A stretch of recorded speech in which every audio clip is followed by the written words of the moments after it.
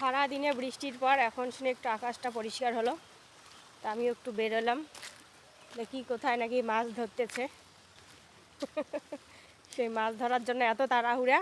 হ্যাঁ, ভাত খেয়ে উঠলো একজন, ভাত খেয়ে ওঠার সঙ্গে সঙ্গে মানে এমন চায়ের নেশা, আমি গেছি বাসন মাজতে, এদিকে ঠান্ডা চা ঢেলে নিয়ে এমনি গপ গপ করে গিলে চলে এসেছে। তাহলে বোঝো কাণ্ড, মানে চায়ের নেশা নাকি ঠান্ডা চাও মানুষ খায়। ভাবা যায় কি অবস্থা। মানে অনেকটাই জল নেমে গেছে, যখন বৃষ্টি ছিল তখন প্রচণ্ড জল ছিল। দেখাচ্ছি এই যে আমাদের রাস্তার ধারে একটা ছোট্ট ডোবাটাও একদম, এই যে পাট জাগানো আছে, ডোবাটাও একদম জমির জলের সঙ্গে সমান হয়ে গিয়েছে। দেখি কোথায় মাছ ধরতেছে, গিয়ে দেখব।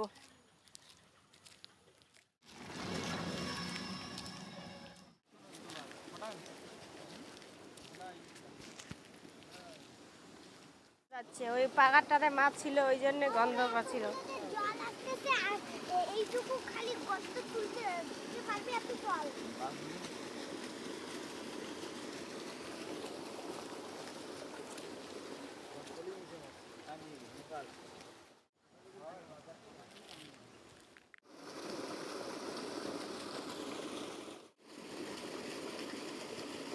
উঠছে বুঝি রে,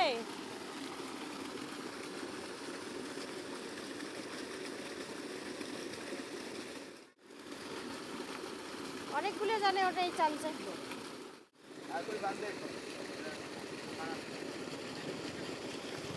কতক্ষণে বান্ধিছি, এলাই বুঝি বান্ধিল। কই দেখি কি কয়, শামুকের বাচ্চাগুলো কইতে মাছ।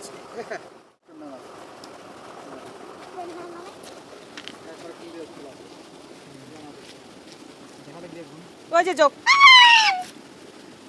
এটা ভৈষা যোগের বাচ্চা, চোখ ধরে বসে থাক থাকিয়া।